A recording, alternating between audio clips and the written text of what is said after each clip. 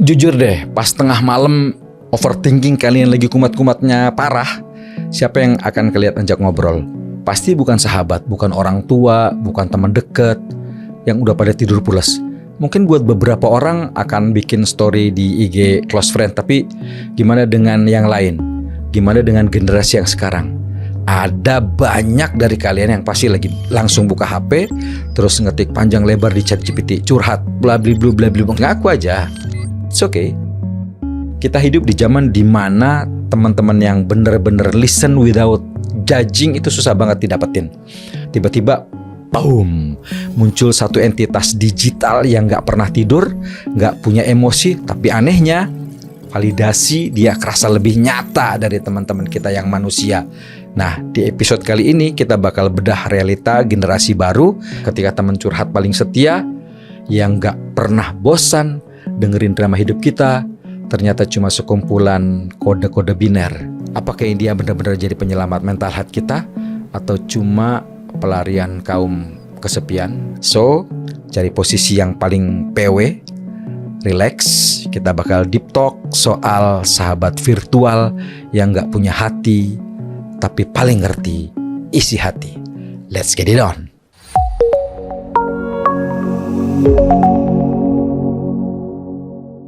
Kali ini kita ada Mas Tombak Matahari. Dia expert di dunia digital, di dunia sosmed, karena dia juga sekarang menjabat sebagai kepala prodi DKV. Betul? Di mana Mas Tombak? Ya, jadi gua setelah lulus dari tempat kita yang lama.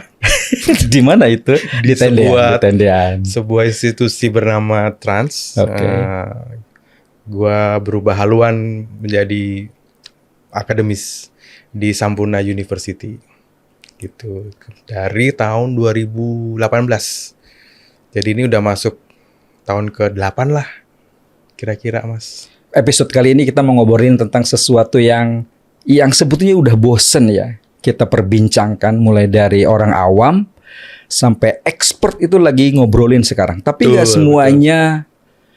semuanya bisa make dan nggak semuanya bisa manfaatin barang ini, sebuah entitas yang orang-orang atau anak-anak Gen Z sekarang itu jadi bisa buat tempat curhat.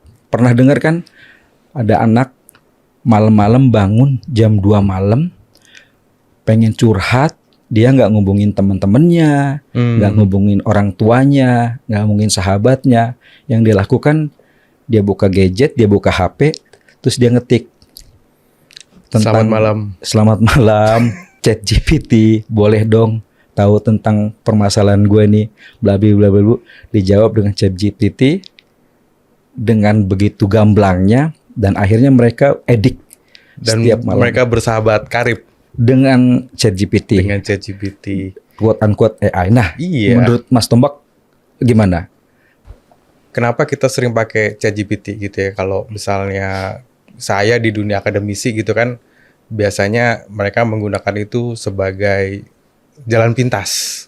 Oke. Gitu ya. Kemudian kalau ada anak bangun terus curhat ke ChatGPT gitu ya.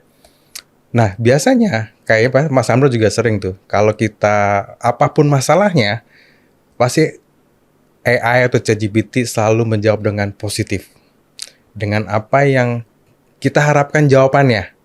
Contoh nih Mas, misalnya, gue pusing nih gitu ya, atau misalnya dosen gue katro nih, atau dosen gue kayaknya so tau nih gitu. Pasti AI akan menjawab dengan, iya, Anda benar.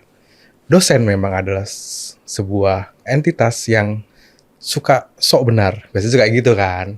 Jadi kenapa ya, kalau menurut gue ya, karena memang si ChatGPT itu memberikan sebuah endorfin lah Mas ya.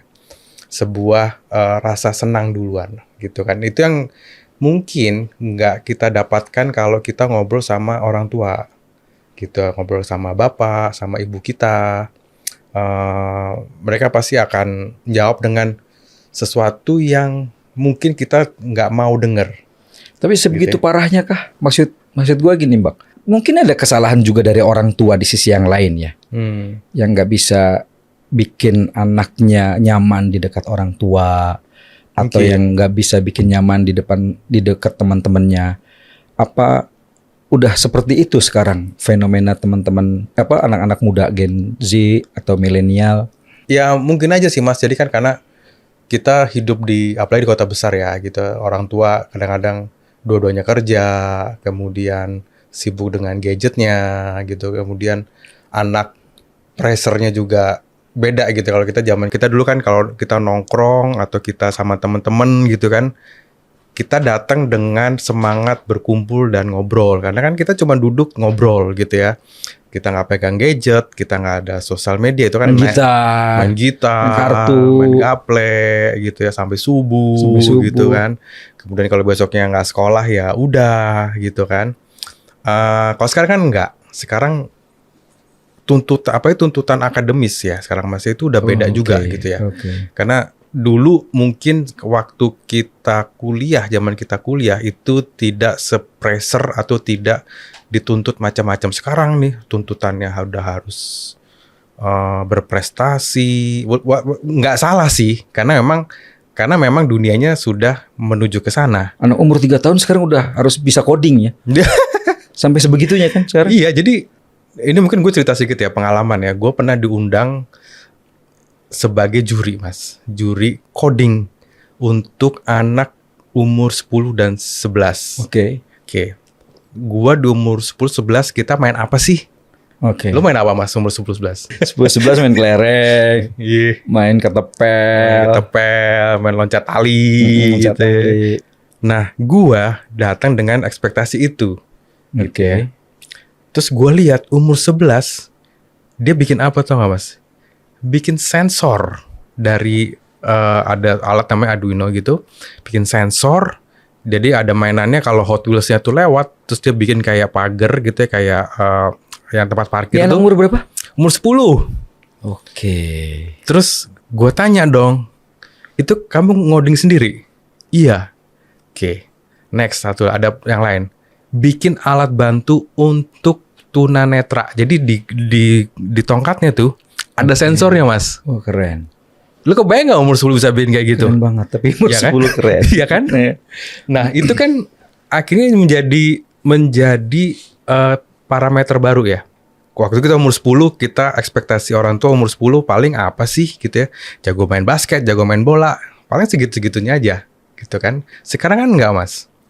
Gitu. Jadi pressure makin tinggi. Nah satu-satunya mungkin, tapi salah satu jalan keluar yang mereka punya, akhirnya mereka bisa ngobrol, bisa meluapkan isi pikiran mereka, ya mungkin dengan ngobrol dengan AI atau ChatGPT, Mas. Yang tadi saya bilang, ChatGPT pasti akan keluar dengan jawaban yang ada positif, gitu. Ini agak ngelantur nih, Tombak nih.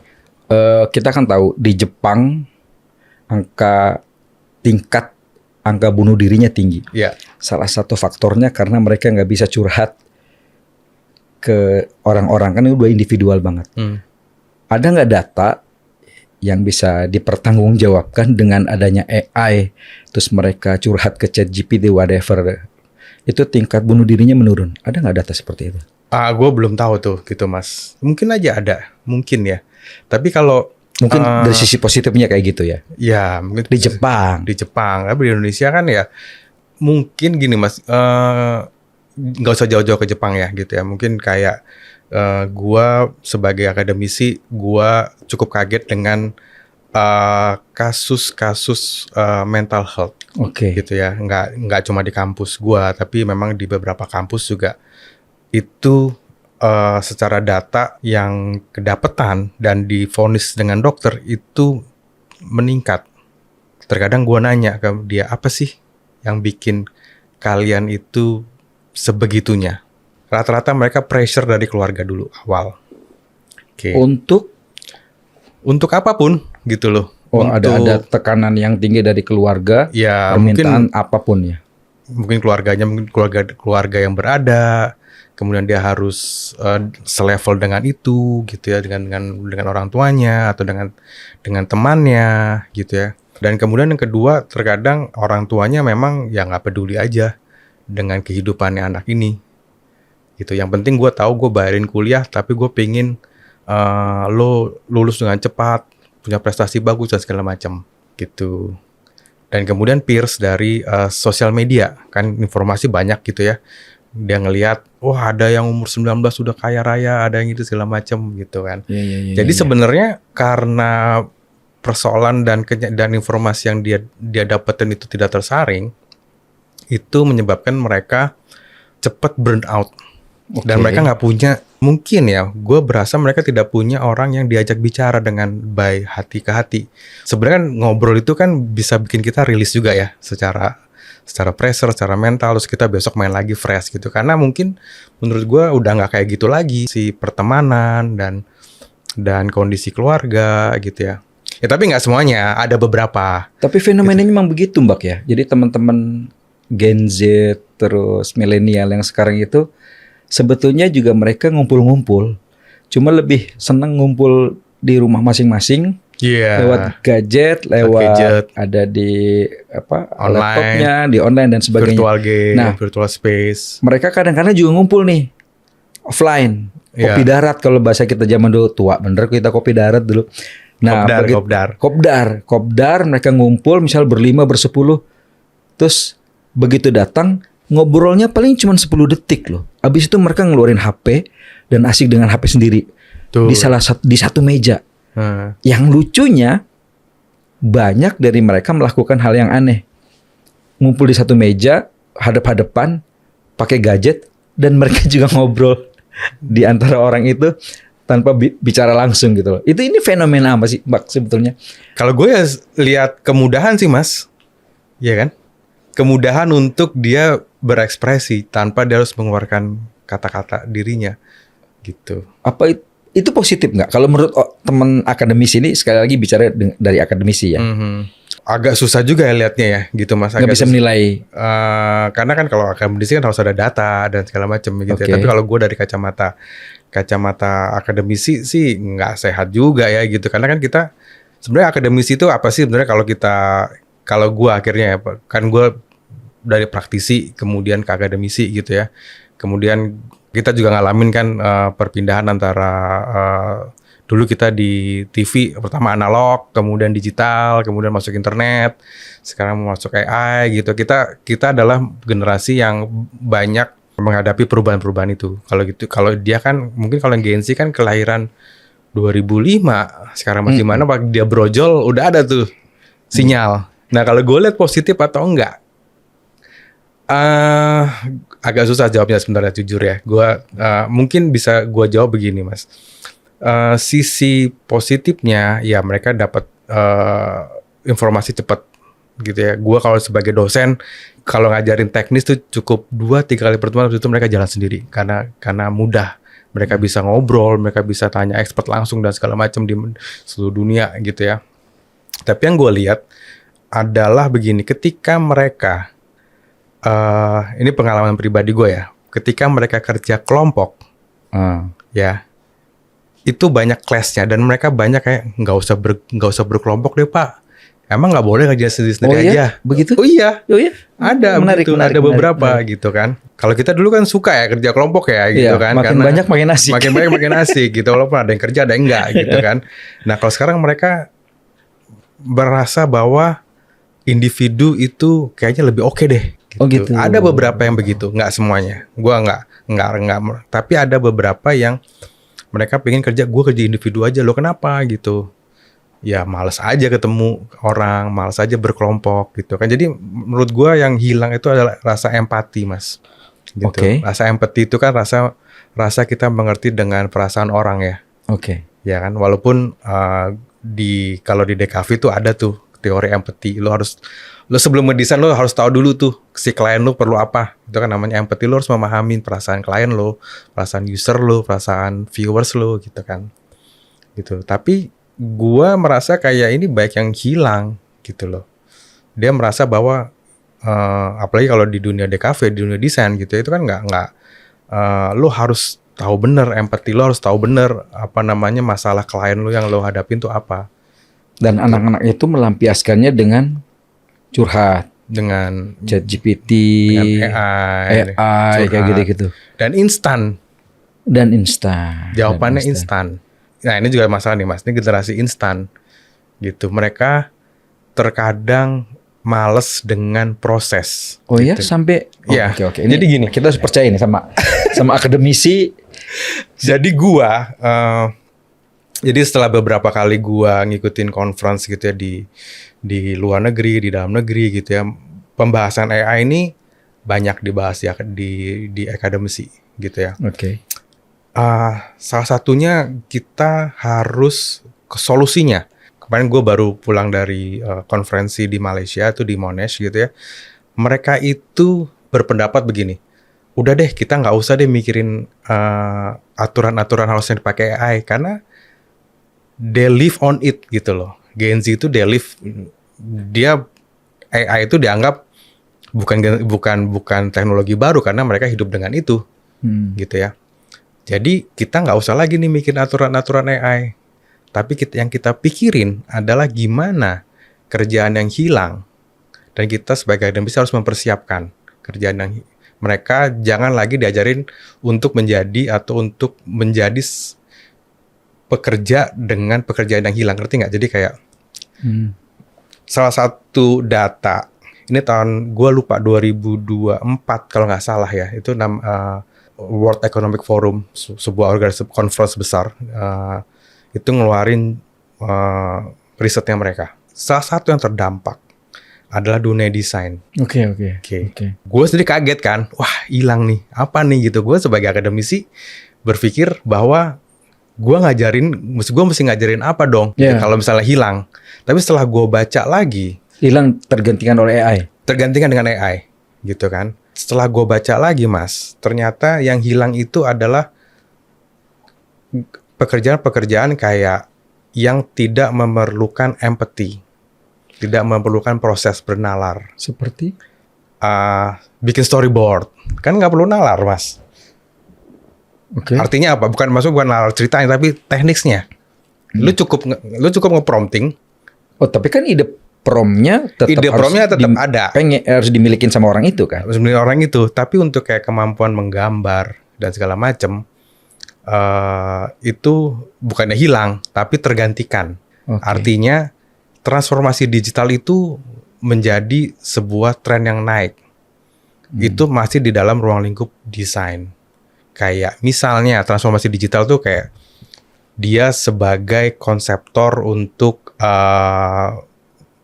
bikin user interface, bikin experience design, gitu ya. Bikin misalnya ruang-ruang imersif, gitu, ruang-ruang digital, virtual dan segala macam. Itu naik mas, gitu. Jadi bukannya hilang, tapi tergantikan. Nah, masalahnya adalah yang lagi dihadapin adalah proses bikinnya itu kan nggak boleh instan. Kita harus punya data, kita harus research, kita punya satu lagi yang penting adalah empathy. Gitu. Jadi gue jadi bikinnya gini, kalau misalnya sebagai akademisi selalu memikirkan kalau gue ngedesain sebuah assignment, sebuah tugas, itu prosesnya yang sekarang gue hitung. Jadi misalnya gini, kalau kita zaman kuliah kan udah bikin aja, terus kita dinilai di akhir, ya kan? Lihat hasil akhirnya. Hasil akhirnya kita langsung sama dosen dinilai bla bla bla bla segala macam gitu. Karena saat itu dosen-dosen kita nggak ada AI nih mas. Jadi dosen-dosen itu pasti berpikir kita menggambar, mensketsa, mewarnai dan proses. Nah sekarang kan nggak bisa mas. Langsung lu bikin assignment, lu prompting, tuh student juga bisa keluar hasilnya. Nah itu yang gua lagi bikin, bahwa jadi gini, misalnya kayak kita mau bikin sebuah motion grafis. Jadi tugasnya kira-kira 3 minggu ya, atau 4 minggu. Tapi setiap minggu lu harus datang ke gua. Jadi yang gua hitung tuh bukan lagi hasilnya, tapi cara berpikir dan cara berproses lu gimana. Sorry potong. Kalau di antara mahasiswa lu ada yang pakai AI, di nggak apa-apa, nggak apa-apa, nggak apa-apa gue.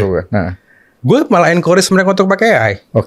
Kayak misalnya lu ngapain mikirin begini, lu prom aja. Nanti kita baru diskusi bareng mana yang masuk akal. Oh, dalam prosesnya. Contoh misalnya kemarin tuh ada yang bikin tentang gimana mengedukasi apa namanya, ini lucu nih, mengedukasi jamu. Gimana jamu ini ngetren lagi di Gen Z gitu ya. Oke. Ya lo prompting aja nggak apa-apa. Tapi nanti kita cari nih yang mana ide itu yang masuk akal, masuk sama nalar manusia. Mana ide itu yang punya empati. Oke. Gitu. Jadi kayak lo, mas lo minum jamu karena apa? Pengen sehat lah. Oke, lo pengen sehat karena apa? Karena lo tahu misalnya ada penyakit.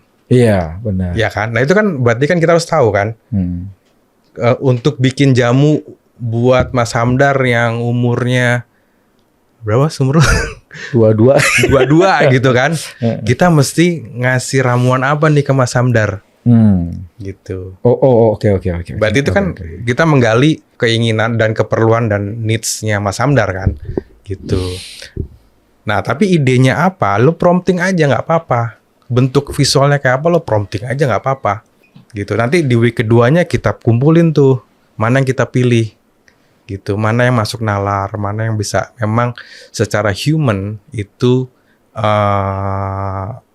bisa dan executable, maksudnya bisa masuk lah. Karena ya itu kan bisa salah juga. Hal-hal seperti itu tuh Mas. Jadi sebenarnya kalau lo tadi bilang ini positif sama ininya di mana gitu ya. Jadi ada dua sisi Mas.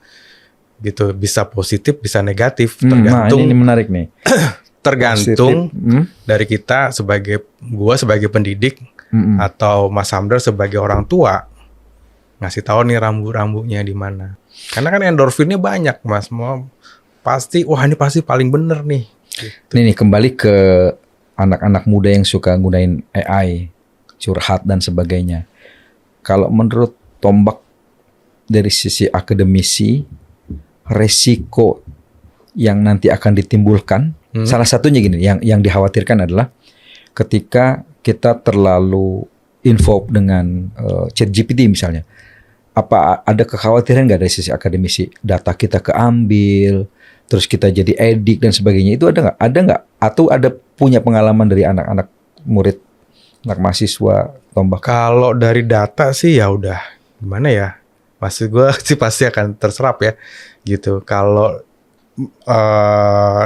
edik ya tadi sih Mas, dari masalah kita sebagai pendidik sebenarnya kita harus benar-benar ngasih tahu nih. Karena ngasih tahu juga harus pelan-pelan Mas, gitu. Harus dengan study case, dengan hasilnya gitu. Karena sekarang deh Mas lu pakai lu sebagai pembuat visual gitu kan.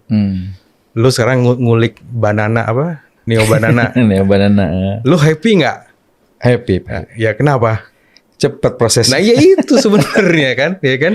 Nggak usah mikir. Kita dulu kan kayak, oke, kita mau bikin animasi, kita waktu itu kan bingung sendiri. Modal 40.000, 50.000 sebulan bisa ngasilin berbagai macam animasi atau gambar-gambar. Dulu kita mesti ngegaji desainer berapa juta.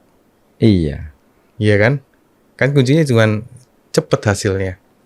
Itu. Nah, itu yang jadi masalah Mas. Masalah cepat, kata-kata cepat dan instan itu. Makanya kenapa gua sekarang kalau bikin assignment, at least gua di kampus itu gua nggak mau yang cuma seminggu 2 minggu. Kadang-kadang gua bikin panjang bisa 7 minggu. Oh ya gitu. Walaupun yang kita diskusi tadi di antara waktu itu mereka tetap pakai AI. Pakai. Diarahin aja AI mau kemana. Kayak misalnya oke, lo mau bikin game. Yang mau bikin game atau mau bikin filter atau apapun itu kan, lo masukin aja coding lo, nggak usah mikir. Yang lo pikirin adalah gimana coding lo atau gimana game lo itu bisa mecahin masalah klien atau masalah produk lo sendiri, gitu kan. Sebenarnya desain komunikasi visual kan problem solver, gitu. Nah itu yang gue takutin sebenarnya adalah instannya itu loh Mas. Jadi kayak kita sebagai orang tua, sebagai pendidik, adik untuk mendapatkan solusi dengan cepat itu masalah juga. Walaupun menurut gua ada positifnya juga, karena kan klien juga pinginnya cepet ya. Gitu. Kalau menurut lo Mbak, mahasiswa lo yang pernah make AI, terutama curhat dengan AI dan sebagainya. Itu ada resiko psikologisnya nggak sih ke mereka? Ada nggak pernah cerita tentang mahasiswa yang sampai, ya sorry itu saya ya, misalnya frustasi karena dia terlalu memakai AI, dia terlalu percaya sama AI, begitu dia masuk ke dunia luar, ketemu orang tua, ketemu teman-teman, dia udah nggak percaya lagi tuh sama orang-orang yang hidup. Dia lebih percaya sama entitas dengan kumpulan biner ini nih. Sama sesuatu yang tidak nyata ini. Iya, tidak gitu nyata kan. ini. Ada nggak? Mungkin bukan AI sih Mas, mungkin ya. Mungkin lebih ke dunia virtualnya mereka gitu ya. Dalam artinya gini, Oke. kayak Nggak khusus AI ya? nggak khusus AI sih. Lu tau nggak Mas, sekarang ada konser Heeh. Oh, gue tahu tuh. Yang virtual kan? yang virtual, Yang nonton beneran? yang nonton beneran, Di panggungnya virtual. panggungnya animasi. Panggungnya Yang nonton animasi. berapa? 2.000 orang. Iya benar. Iya. Jepang ya? Jepang apa Cina ya? Gue lupa tuh. Jepang. Pernah lihat. Iya kan? Itu menurut lu masuk akal nggak sih Mas? Iya. Tadinya gue pikir si penontonnya juga AI. Ternyata penontonnya beneran ya? Beneran. Gila ya. Dan bayarnya tau nggak? Bayarnya tuh kayak kita nonton konser Dewa gitu. Dan orangnya nggak ada kan di panggung? Nggak ada, cuman LED sama animasi doang. Dia joget-joget. Sampai begitu ya? Saya begitu. Apakah menurut lo Mbak nanti akan banyak yang model-model kayak gitu? Banyak. Oh ya? Banyak. karena ya tadi, karena mereka kan terpapar dengan virtual world ini loh. Bukan hanya uranium ya terpapar ya? Bukan. Iya, bukan hanya radiasi. Dan segala macam. Tapi di satu sisi, Mas, it's a business. Oke. It's a future jobs. Ini sebenarnya gue dari seorang pendidik tuh suka ada keraguan. Bukan keraguan tapi apa iya gitu loh. Apa iya emang gue harus mendidik anak ke arah sana gitu. Kayak misalnya menciptakan animasi. Ini kan sebenarnya daripada lo bikin satu grup band terus kebanyakan dramanya.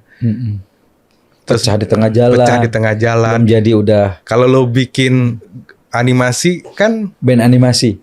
You control that karakter kan. Oke. Terus bisa lo monetize juga. Dan itu kan kalau menurut gua ya kalau sebagai pendidik yang bergerak di dunia desain itu kan is a future job menurut gua gitu kan. Nah kalau lo tanya lagi efek psikologisnya apa? Efek psikologisnya ya anak-anak generasi ini jadi tidak percaya sama manusia lagi mungkin someday. Iya. Udah mulai soalnya. Udah mulai ya. Gitu. Lu bisa nggak? Lu percaya nggak ada anak yang lebih suka nonton animasi daripada nonton Raisa? Di logika kita sebagai generasi yang lama. Ngaku Gen Z. Terus. Generasi yang lama kan nggak masuk akal. Oh iya. Gue sampai sekarang masih belum bisa memproses itu, Mas. Blind box. Nah, kita sebagai generasi yang sekarang kayak ngapain beli blind box? Gua ngabisin duit untuk membeli sesuatu yang tidak nyata.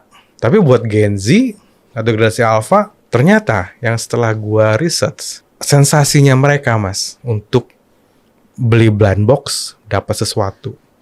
Loh, sorry, blind box kan sebetulnya udah lama kan? Maksudnya udah lama tuh fenomena mendapatkan sesuatu dengan tebak-tebakan kan itu. Iya. Tebak-tebakan kan. Iya. Itu udah lama. Kenapa sekarang muncul lagi dengan model yang kayak sekarang ini? Nah, itu tadi. Dan yang gua tanya itu sensasi, Mas. Ya kayak mahasiswa gua gitu ya, yang ada tugas desainnya gitu ya, terus untuk dia harus menjual produknya, dia menjual dengan konsep blind box tadi. Itu dia bisa laku. Dalam 3 bulan itu dia profit 7 juta. Oh ya? Iya. Menarik. Boleh nih. Dan gue sebagai dosennya, apa iya bisa gitu? Di awal gue ragu. Tapi karena gue ya udahlah, ini kan karena target audiensnya Gen Z juga gitu ya. Ya udah gue gue pengen lihat aja reaksi. Dia bikin karakter baru. Dia bikin karakter sendiri. Oke. Kemudian dia olah, dia bikin merchandise segala macam. Kemudian dijual dengan konsep blind box tadi. Kalau diseriusin bisa 100 juta tuh.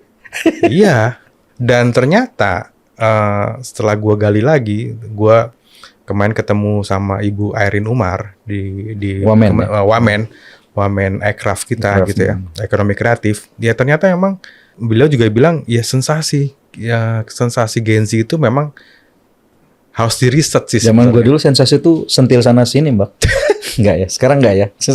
Terus. Jadi Gen Z ini adalah sebenarnya generasi yang menarik, gitu ya, menarik karena dia sejak lahir terpapar dengan teknologi, kemudian dia terpapar dengan dunia digital, dan kita sebagai dosen, sebagai pendidik, memang pada akhirnya harus mengerti pemikiran mereka, gitu. Kita nggak bisa lagi sebagai pendidik tuh menjadi dosen yang kayak dulu tuh yang udah kayak dewa gitu, kayak nabi dulu ya kita dulu kan. Apa yang dosen omongin udah pasti benar. Sekarang mereka bisa tahu dosen yang ngomong kayak gini, mereka bisa langsung ChatGPT, wah salah nih dosen gua. Gitu. Artinya profesi dosen pun bisa terancam ya. Bisa, itu bisa banget gitu. Jadi makanya dosen itu atau pendidik menurut gua yang baik ya. Okay. Yang baik itu dosen yang satu dia punya pengalaman yang jam terbang cukup panjang. Oke. Dan dia menjadi mentorship jatuhnya. Jadi dia bukan lagi mengajarkan secara satu arah, tapi dia menjadi seorang yang ngedesain experience-nya.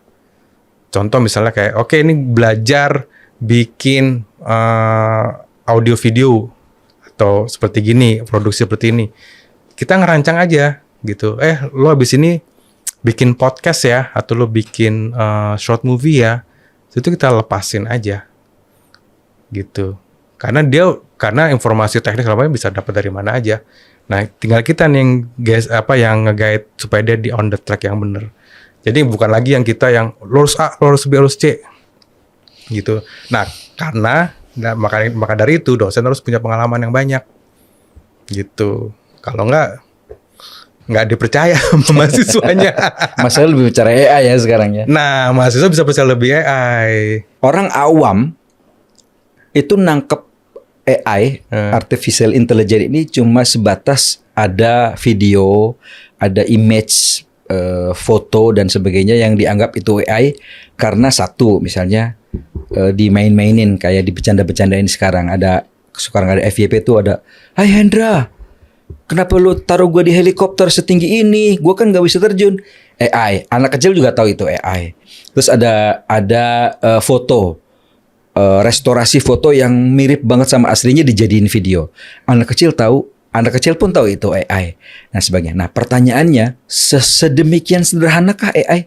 Kalau menurut lo sebagai akademisi, AI itu sebetulnya apa sih?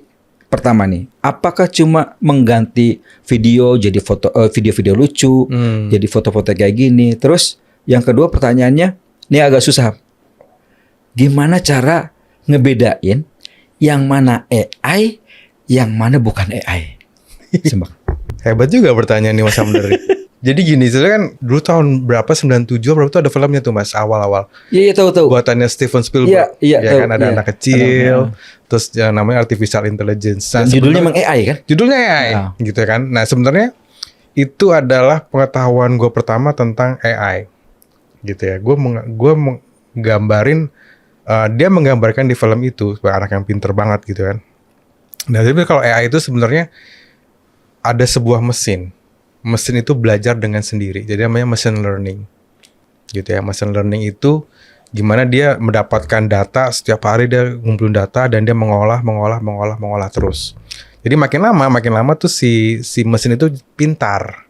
Gitu. Nah, makanya jadinya artificial intelligence makin lama makin pinter.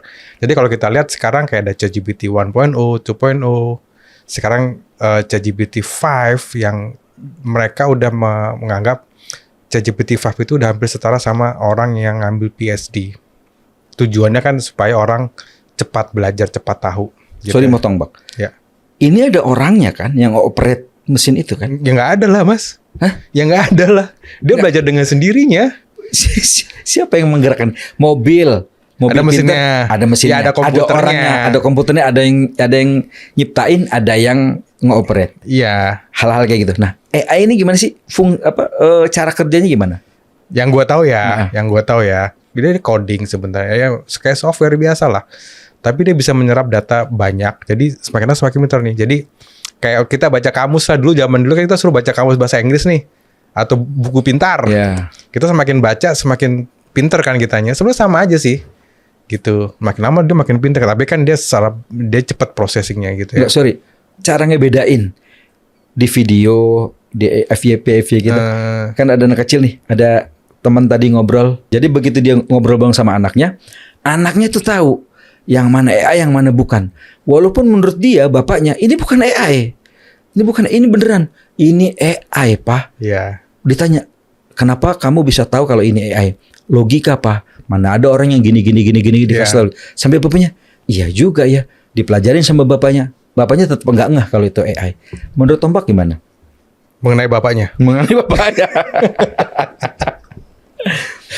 Jadi gini ya, kalau makin lama makin susah ya. Dulu kan mungkin kalau pertama keluar kan Midjourney ya gitu ya, awal-awal lagi. Iya. Lagi ngetrennya Midjourney. Tapi kita bisa ngeliat lah. Jadi kayak orang lagi masih makan spaghetti itu masih berantakan gitu kan. Makin lama makin bagus. Lo tau gak Mas? Mungkin 2 atau 3 tahun yang lalu ya. Di Amerika tuh ada competition di fine arts gitu ya, fine arts tentang lomba lukisan. Oke. Kemudian ada satu orang pemenangnya, semua juri itu menganggap dia pemenangnya. Abis itu pemenangnya ngilang selama sebulan.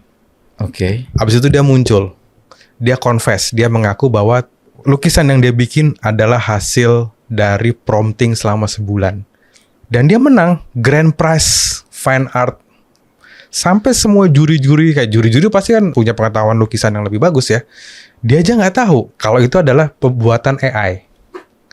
Gitu. Jadi dia prompting terus kemudian sampai dia prompting di print, akhirnya di press, dicetak sama dia, dan itu menang juara 1.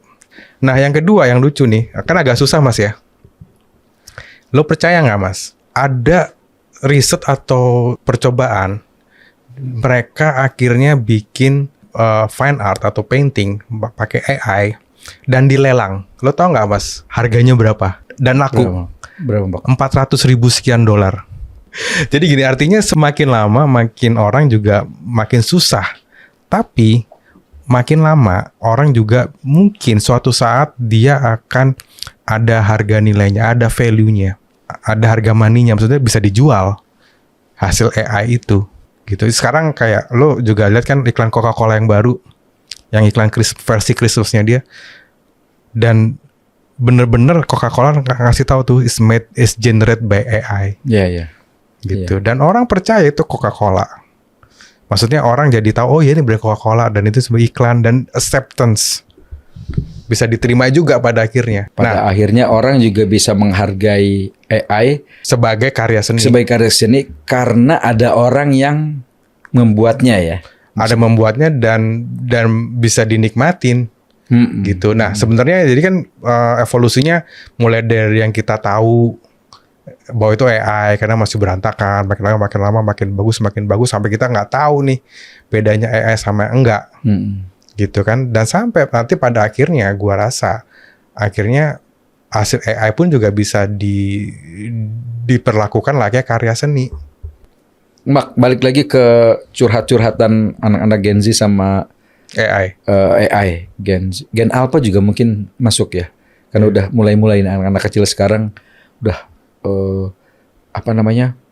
make AI udah secara serabutan. Nah, kira-kira gimana orang tua nih, kita sebagai orang tua bisa mantau anak-anak ini supaya nggak terlalu AI banget lah, karena kan nanti takut dampaknya ke depannya karena dia ketergantungan sama AI, kehidupan nyatanya nih agak mengkhawatirkan gitu loh. Menurut lu sebagai akademisi gimana? Kita sebagai orang tua ya? Orang tua juga. Jadi gini, kalau gue sebagai pendidik, tadi gue bilang ya, kalau balik lagi, gue sebagai pendidik, gue memang salah satu, karena gini, pendidik itu ada pro dan kontra lah. Ada yang pro, ada yang kontra. Gue termasuk yang pro sih sebenarnya. Oke. Pro dengan AI. Oke. Menggunakan AI. Tapi gue sebagai orang tua, kayak sekarang anak gue umur 7 sama umur 5 gitu ya. Dari umur 0 sampai umur 7, mereka itu nggak pernah gue kasih gadget. Oke, cakep. Gitu. Sampai sekarang dia nggak tahu tuh nama. Gue punya iPad di meja kerja gue, iPad gue dicoret-coret pakai spidol. Gue punya Wacom gue dicoret sama krayon. Sampai keyboard gue juga sama dia digambarin gitu ya sama dia. Jadi mereka nggak dikasih tahu fungsinya alat-alat ini apa? Tapi mereka somehow tahu sendiri mas, karena dari temen. Tapi gue di rumah memang tidak membiasakan dan dia benar-benar nggak ngasih ya. Bukan melarang, sama sekali melarang. Nggak beliin aja, nggak beliin dan gue nggak ngomong melarang, karena kita nggak, gue jauhin aja gitu kan. Nah konsekuensinya apa? Konsekuensinya ya gue harus sama mereka harus engage banget untuk main, gunting-gunting, krayon. Nah, gue tuh sebenarnya gini, gue pengen bikin sensasi buat mereka bahwa tangan kita, otak kita itu punya daya imajinasi sebenarnya, gitu. Mata segala macam tuh, jadi sense kita tuh terpakai, gitu ya. Akhirnya dia kan juga belajar ngelukis, belajar apa gitu ya. Karena gue tahu ya, karena gue sebagai pendidik ya. Pada akhirnya gue tahu kadang-kadang kayak masuk kelas nih anak semester 1, gue tahu mana anak yang gadget banget. Gue tahu mana anak yang aktivis, gue tahu mana anak yang sosial banget. Itu penting buat gue dalam kelas gitu. Karena gue akan men-treat mereka berdasarkan karakter mereka. Misalnya ada anak yang masuk dalam kelas gua gitu, terus ada yang katakan dia anak akselerasi gitu ya. Umur 15 tahun udah masuk kelas gua nih gitu kan. 16 tahun udah kedokteran gitu kan. Iya. Akselerasi Terus gua tahu tuh karena dia bilang gua nih kecepetan, dia bilang gitu. Gua nih masih pengen eksplorasi sebenarnya. Oke. Gitu, tapi kan orang tua gue yang masukin gue ke akselerasi, jadi gue nggak tahu apa sebenarnya. Lu pernah nanya nggak anak-anak yang akselerasi ini, seneng nggak sih dia di akselerasi kayak gitu? Seneng, fine aja. Walaupun itu ada sedikit mungkin dalam dari orang tua ya. Ya mungkin dalam hati mereka pengen explore. Jadi kadang-kadang gue ngasih assignment, kadang-kadang kayak gue mau explore banget nih. Gue akan nge-push dia untuk sangat-sangat eksploratif. Okay. Karena untuk ya gue juga nggak ngedrive dia banget gitu, supaya karena dia udah di-drive di masa lalunya gitu sama orang tua gitu loh. Iya benar. Ada anak-anak yang misalnya ada satu lagi anak yang gadget banget atau teknologi banget gitu ya.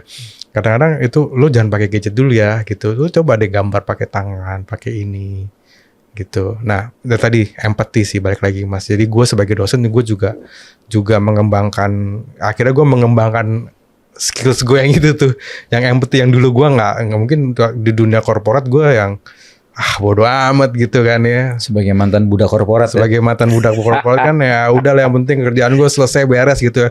Lo nggak tidur bodo amat gitu. Tapi gue nggak bisa sebagai pendidik gitu loh. Gitu Mas. Jadi kata kuncinya tadi ya ngajarin anak-anak tentang lu sebenarnya lu tuh punya indera yang cukup, mata, telinga, tangan, otak lu untuk bikin sesuatu tanpa harus bantuan gadget. Itu kalau gue di anak gue ya. Nah, tapi kalau gue udah masuk kelas, ya gue tahu dulu nih karakter masing-masing.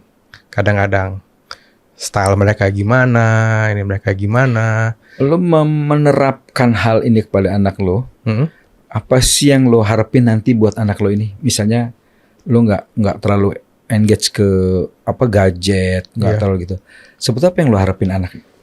Enjoy sama kehidupan mereka sih. Kayak Lu percaya itu? Percaya. Gue supaya enjoy satu gini, enjoy sama sisi curhat-curhatan nih jadi. Sama ya gue alhamdulillah gue nggak tahu ya, kadang-kadang gue masih umur 7 ya, gue nggak tahu. Ya mudah-mudahan gue bisa ngejaga ini, tapi gue kepingin anak kayak anak gue itu nyaman dalam hidup mereka tanpa mereka harus tergantung sama gadget. Mereka bisa lo berteman, sosialisasi kan. Sebenarnya kita kan makhluk sosial ya sebenarnya ya. Dari dulu kita kan diciptakan, kalau manusia itu kan hidupnya komunal, grup sosial gitu. Makanya kenapa kita waktu COVID kita ke close kan, kita kesel banget gitu, kita nggak bisa keluar, nggak bisa ini gitu.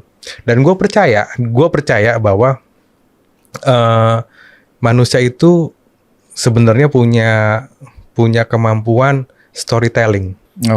Karena apa? Karena sejarah membuktikan, Mas. Oke. Lo kena kan kayak kita berpikir kenapa sih nenek moyang kita gambar relief di Borobudur segitu banyaknya buat apa? Buat apa dia? Ya, karena mereka Jangan-jangan lu udah ada AI juga loh. Dia bikin pakai. gue sih percaya itu kayaknya, Mas. History Channel. Ancient apa tuh dulu? Karena mereka kalau kita lihat, karena gini, gue percaya mereka gambar itu karena mereka punya sesuatu yang kepingin mereka share. Oh, Oke. Kita itu kan storyteller, manusia itu kan storytelling gitu. Kenapa? Akhirnya dia zaman batu tuh udah gambar di gua-gua gitu ya. Dia ada gambar babi, gambar kuda di gua. Yang kemarin kita baru berapa bulan yang lalu kan ada tuh di Sulawesi tuh sebagai ditemukan lukisan tertua di dunia di Indonesia. Iya. Ya kan? Karena gue percaya manusia itu storyteller, kita suka. Nah, kalau gue lihat lagi, kenapa kita suka, terutama gue ya, mungkin banyak juga, gue suka nge-share IG stories. Karena kan gue atau manusia pasti punya sesuatu keinginan untuk sharing their experience, sharing their kehidupan mereka. Karena memang dari zaman dulu, dari zaman nenek moyang kita udah bercerita gitu loh. Jadi si IG itu kan, si Instagram itu ya sama fungsinya, sama kayak relief Borobudur. Bukan fungsinya tapi caranya sama kan, kita bercerita. Menceritakan tentang sesuatu untuk dinikmati orang lain. Iya gitu. Di kehidupan lain, di kehidupan nantinya kayak gitu ya. Sesuatu. Mungkin bisa kalau jadi. di relief kan gitu. Di relief kan gitu kan, Borobudur, di Prambanan. Nah, pertanyaan lagi ke yang anak tadi. Kalau menurut lu, kalau anak ini nggak dikasih gadget, terus dia ada empati dan sebagainya, lu kebayang nggak 5-10 tahun lagi misalnya anak ini agak telat, anak lu nih agak telat tahu tentang gadget, terus di sekolah dia teman-teman yang lain kan udah pada wah gadget banget, main Roblox, main apa dan sebagainya. Lu kebayang nggak anak lu nanti ternyata dikucilkan dan sebagainya? Kira-kira apa yang lu lakuin? Itu juga sebenarnya dalam benak gue ada. Oke. Gitu. Gue takut kayak anak gue nih. Karena kalau gue lihat kan anak gue tuh kayak ada sepupunya atau apanya gitu. Iya. Ada iPad segala macam, ada laptop gitu. Dia udah ngumpul. Ya, dia main banget gitu. Karena dia tahu di rumah nggak ada gitu ya. Ya, gue balik lagi sih. Gue percaya bahwa kita tuh makhluk sosial sebenarnya gitu loh. Gue percaya dengan hal-hal itu karena dia bisa cerita sama. Tapi lo yakin ya? Itu positif banget ya? Positif. Lo yakin? Insya Allah yakin. Lo tau gak Mas?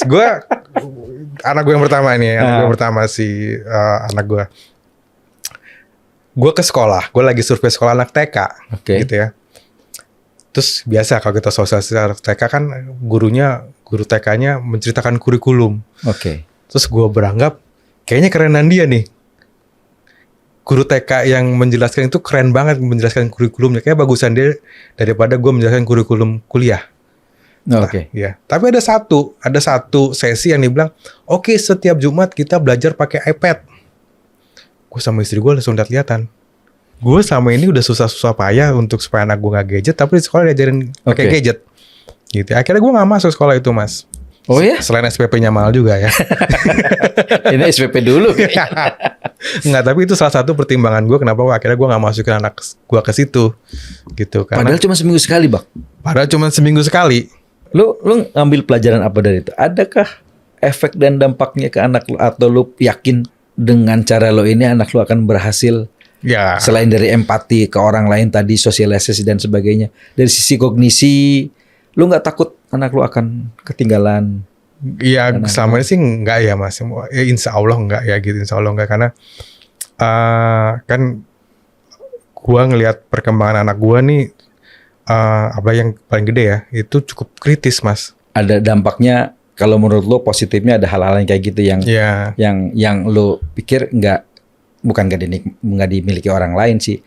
Paling enggak dengan lo lihat anak lo tiap hari model kayak gitu, perkembangannya lo tahu. Iya. Balik lagi ke AI, curhatan AI ini ya. Agak sedikit miris ketika ada anak yang lebih percaya AI daripada orang tuanya. Lo ngelihat kesalahan ini dari mana sih, Mbak? Nggak ada yang salah sih Mas sebenarnya. Cara memperbaikinya gimana? Apakah orang tuanya kayak lo tadi menjaga supaya nggak terlalu gadget banget anaknya atau dari orang tuanya. Ini kan sebetulnya kalau dilihat dari pengalaman dan informasi yang terjadi, nggak semua anak yang broken home yang model kayak begitu. Iya, Anak yang bagus, anak yang biasa-biasa aja, anak orang tuanya agamis dan sebagainya juga banyak kok anaknya yang nggak pernah mau curhat sama orang tuanya lebih enak Itu gue juga takut sih mas. Justru gue takut sebenarnya kayak anak gue gitu itu dia nggak cerita ke orang tuanya kalau ada apa-apa, dia cerita curhat ke AI. Itu gue takut terjadi sebenarnya karena belum tentu apa yang diobrolin sama AI bener. Iya, AI juga sering salah kok. Iya kan ada tulisan yang dibawakan kecil. AI can make mistakes. Can make mistake.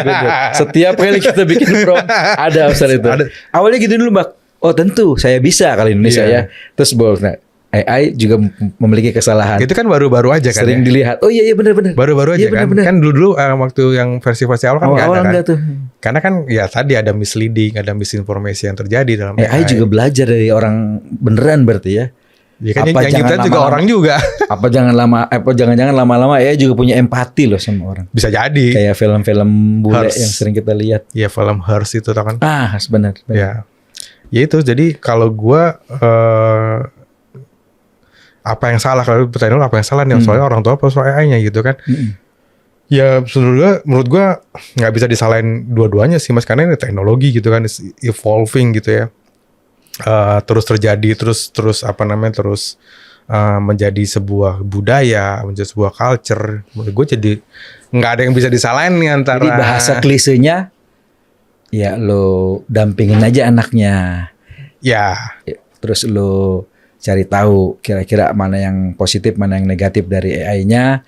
Lo bisa kasih masukan ke anak lo. Ya. Termasuk ke orang tuanya juga kan. Tuh. Karena yang begitu tuh bukan buat anaknya doang loh. Buat orang tuanya juga loh. Yeah. Jadi jangan nyalain anak-anak kita terus yang sering curhat sama AI, sama ChatGPT malam-malam. Nggak sedikit orang tua yang anaknya senang AI dan ChatGPT juga, orang tua juga melakukan hal yang sama. Bener ya? Bener. Lu sekarang gini deh. Kayak gue sering ke dokter. Lu kalau ke dokter, misalnya lu udah hasil lab nih. Lu nanya ke AI nggak hasil lab lu? Atau lu scan nggak? Iya benar. Terus lu percaya sama dokter apa AI? Bener. Kalau gue mungkin gue ada beberapa kejadian gitu ya kayak hasil lab anak gue. Waktu pernah sakit malam-malam terus cek lab. Karena cek labnya itu cukup malam jam 9 malam lah gitu. Terus keluar hasilnya jam 10 malam dia demam kan. 10 malam terus gue baca nih hasil labnya. Karena dokternya nggak ada, nggak ada yang bisa baca kan, terus kata IGD-nya, Pak besok pagi aja ketemu dokternya. Yang gue lakuin apa? Gue masukin ke ChatGPT dong labnya kan, terus keluar hasilnya kan dari ChatGPT. Gini. Gue cukup percaya dan gue cross check ke dokternya dan gue berharap apa yang diomongin ChatGPT itu sama dengan dokternya dan ternyata sama, hampir 90% sama lah. Hampir 90% sama. Mungkin kalau dokter dia lebih humanis ya, lebih. Jadi kayak gue nggak tahu sih dokternya juga malamnya tanya sama ChatGPT. Kayaknya gitu kan. Nah, jadi kayaknya kalau sebagai orang tua jadi kayak second opinion gitu nggak sih? Iya benar. Iya kan? Iya. Kenapa jadi suka surat di ChatGPT gitu kan? Karena ya menurut gue dia ya tadi yang gue bilang dia positive answer gitu. Always. As always. Jadi menurut gue kita sikapin si AI ini sebagai second opinion gitu. Walaupun kita juga harus dan kita nggak harus percaya banget juga kan ya. Tetap harus cari. Hanya percaya sama yang kuasa. Yang kuasa. Oke, kawan Mardusil, tadi kita sudah curhat-curhatan sama Mas Tombak Matahari. Ada berbagai macam pengalaman yang bisa kita ambil hikmahnya buat orang tua anaknya yang suka ChatGPT-an malam curhat didampingin. Karena kalau menurut Mas Tombak nggak negatif dan positifnya tergantung kita. Gimana cara menyikapi ChatGPT atau AI ini secara keseluruhan. Ya kan, Pak? Iya betul. Jadi ya gue sih menganggap AI ini sebagai bala bantuan lah ya, second opinion lah, sebagai sesuatu yang mungkin dulu kalau dulu kita nyari informasi susah gitu ya, sekarang gampang. Tapi ya sekali lagi jangan cepat percaya gitu kan. Bolehlah percaya di ChatGPT gitu ya, boleh, tapi tetap kita harus cross checking, dan yang penting sih nalar ya. Kadang-kadang kan makanya sekarang kan keluar tuh ya yang tadi kita ceritakan, AI can make mistakes gitu kan. Jadi Iya. itu Dia menurut mengakui gua, kalau AI juga ya itu sering banyak menurut salah. gua adalah suatu langkah yang wise dari pembuatnya atau si platformnya itu, bahwa kasih tahu tetap AI can make mistake. Itu sebagai pendidik dan sebagai orang tua, gua cukup seneng lah sebenarnya. Karena gue sendiri juga kalau lagi nge-prompt apa terus ngelihat tulisan AI can make mistake tuh kayak lu berpikir lagi nggak sih gitu loh. Lu baca lagi, lu ini lagi gitu kan. Masa iya, masa enggak gitu kan. Nah itu sih menurut gue, Mas. Terima kasih Mas Tombak.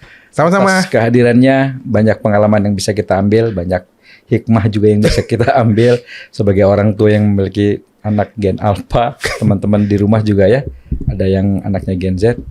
AI bukan sebuah momok. AI adalah sebuah entitas yang bisa kita manfaatkan. Betul ya? Betul. Mbak ya? Ada positif, pasti ada negatifnya. Tinggal bagaimana kita bisa memanfaatkan AI untuk kehidupan kita yang lebih baik. Betul ya Mbak ya? Amin.